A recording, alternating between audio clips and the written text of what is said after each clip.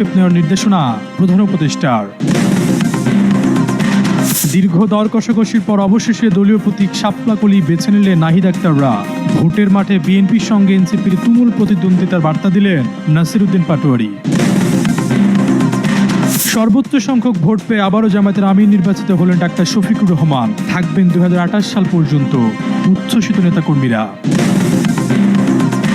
দীর্ঘ যাচাই বাছাই শেষে চূড়ান্ত বিএনপির প্রার্থী তালিকা। যে কোনো সময় 200 আসনে মনোনয়ন ঘোষণা। বাংলাদেশ সফরে আসছেন বিশিষ্ট ইসলামী স্কলার ডাক্তার জাকির নায়ক। পলাতক আসামি উল্লেখ করে ভারতের বিস্ফোরক মন্তব্য। পাল্টা জবাব দিল ঢাকা। হঠাৎ একসাথে রাষ্ট্রীয় অতিথি ভবন যমুনায় সেনা, নৌ ও বিমান বাহিনীর প্রধানরা। সেখানেই কথা বলেন প্রধান উপদেষ্টা অধ্যাপক ডক্টর মোহাম্মদ ইউনূসের সাথে। বৈঠকে উঠে আসে নির্বাচনের প্রস্তুতি ও সেনা মোতায়েন সহ বিভিন্ন বিষয়। আগামী ফেব্রুয়ারির প্রথমার্ধে অনুষ্ঠিতব্য ত্রয়োদশ জাতীয় সংসদ নির্বাচনে যেন নিশ্ছিদ্র নিরাপত্তা বজায় থাকে এবং নির্বাচন যেন শান্তিপূর্ণভাবে অনুষ্ঠিত হয় সে বিষয়ে সব ধরনের প্রস্তুতি নিতে তিন বাহিনীর প্রধানকে প্রয়োজনীয় নির্দেশনা দেন প্রধান উপদেষ্টা। এ বৈঠকে অংশ নেন সেনাবাহিনীর প্রধান জেনারেল ওয়াকারুজ্জামান, নৌবাহিনীর প্রধান অ্যাডমিরাল মোহাম্মদ নাজমুল হাসান ও বিমান বাহিনীর প্রধান air chief marshal Hasan Mahmood Khan. শনিবার সন্ধ্যা 7টায় রাষ্ট্রীয় অতিথি ভবন যমুনায় এই সাক্ষাতের তথ্য দিয়ে এক সংবাদ বিজ্ঞপ্তিতে বৈঠকের বিষয়বস্তু তুলে ধরেছে প্রধান উপদেষ্টার কার্যালয়।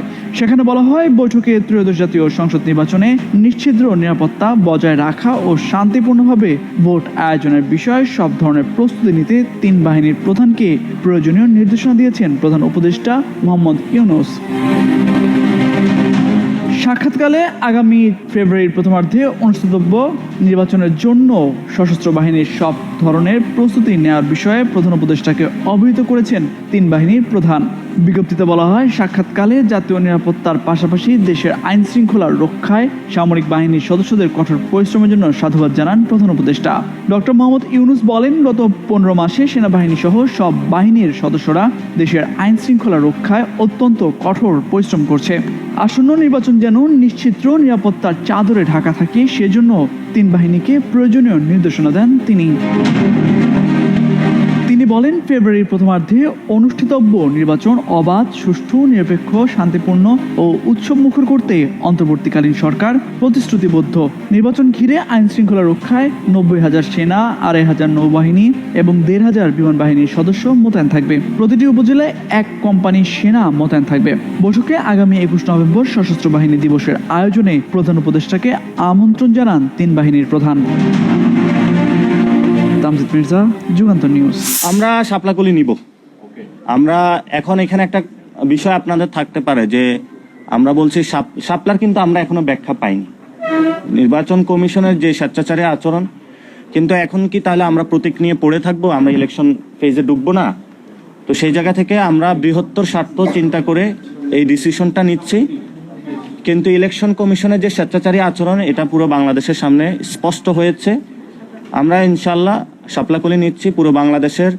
আমরা আহ্বান জানাচ্ছি জাতীয় নাগরিক পার্টি নেতাকর্মী এবং পুরো বাংলাদেশের মানুষকে যে আপনারা যেখানে 300 আসনে প্রার্থী হতে চান, আপনারা প্রার্থীটা নিজেদের ইলেকশনে প্রস্তুতি নিন, আমাদের অফিসে আসুন, প্রার্থীটা জমা দিন। আমরা 300 আসনে ইনশাল্লাহ প্রার্থী দিব।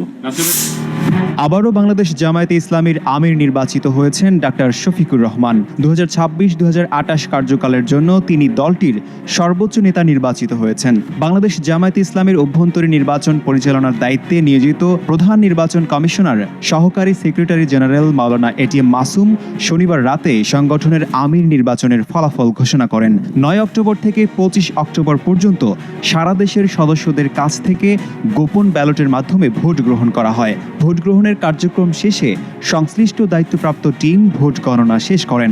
এরপর শনিবার রাতে আনুষ্ঠানিকভাবে প্রধান নির্বাচন কমিশনার সংগঠনের আমির নির্বাচনের ফলাফল ঘোষণা করেন। প্রাপ্ত ফলাফল অনুযায়ী 2026-2028 কার্যকালের জন্য সর্বোচ্চ সংখ্যক ভোট পেয়ে বাংলাদেশ জামায়াতে ইসলামীর আমির নির্বাচিত হয়েছেন ডাক্তার শফিকুর রহমান। তবে কত ভোট পেয়েছেন এবং নিকটতম কেউ ছিল কিনা তা জানানো হয়নি। নির্বাচন সামনে রেখে শেষ সময়ের প্রস্তুতিতে ব্যস্ত বিএনপি। এর মধ্যে 200 আসনে চূড়ান্ত হয়েছে দলের প্রার্থী তালিকা। এর মধ্যে সবুজ সংকেতের ইঙ্গিত পেয়ে মাঠ পর্যায়ে গণসংযোগ শুরু করেছেন কেউ কেউ। এছাড়া বাকিদের চলতি মাসেই জানিয়ে দেবেন দলের হাইকমান্ড।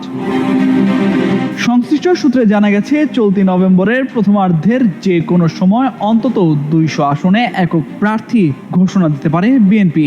যদিও এই প্রার্থীদের তালিকা গত অক্টোবরেই প্রকাশ করার পরিকল্পনা ছিল, কিন্তু তা কিছু রাজনৈতিক কারণ ও পরিস্থিতি বিবেচনায় পিছিয়ে গেছে। এ প্রসঙ্গে বিএনপি স্থায়ী কমিটির সদস্য অবসরপ্রাপ্ত মেজর হাফিজ উদ্দিন আহমেদ বলেন, অক্টোবর মাসের শেষ দিকে একক প্রার্থী চূড়ান্ত হওয়ার কথা ছিল, সেটা তো হয়নি। দেখা যাক, শরিক দলের কাছ থেকে তালিকা চাওয়া হয়েছে, সেটা চূড়ান্ত করতেও একটু সময় লাগবে। বিএনপির একাধিক নেতা অভিযোগ করে বলেন, জুলাই জাতীয় সনদ ও গণভোট ইস্যুতেই পরিস্থিতি উত্তপ্ত করার পেছনে একটি গোষ্ঠীর ষড়যন্ত্র রয়েছে। তাদের দাবি, কয়েকটি রাজনৈতিক দল ছাড়াও সরকারের ভেতরে কিছু প্রভাবশালী ব্যক্তি এতে যুক্ত থাকতে পারেন। তবে বিএনপি কোনো প্ররোচনায় পা দেবে না এবং মাঠে কোনো আন্দোলন কর্মসূচির ঘোষণার পরিকল্পনা আপাতত নেই। এ প্রসঙ্গে বিএনপির মহাসচিব মির্জা ফখরুল ইসলাম আলমগীর বলেন, অন্তর্বর্তী সরকার ও ঐক্যমত্য কমিশন সংকট তৈরি করেছে। এই দেশে মানুষ কখনো পরাজিত হয় না, এই সংকট কেটে যাবে বলে আশা প্রকাশ করেন তিনি। বলেন, জুলাই সনদ ও তা বাস্তবায়নের সুপারিশ নিয়ে যে বিতর্ক তৈরি হয়েছে তার অবসান ঘটিয়ে সংসদ নির্বাচন আয়োজনের দিকে অন্তর্বর্তী সরকারের মনোযোগী হওয়া উচিত। এদিকে গত অক্টোবরের মধ্যে অন্তত 200 আসনে একক প্রার্থীকে সবুজ সংকেত দেওয়ার কথা জানিয়েছিলেন বিএনপির স্থায়ী কমিটির সদস্য সালাউদ্দিন আহমেদ। জানা গেছে, এর মধ্যে জাতীয় জুলাই সনদ বাস্তবায়নের সুপারিশ নিয়ে সংকট তৈরি হওয়ায় একক প্রার্থী ঘোষণা পেছানো হয়।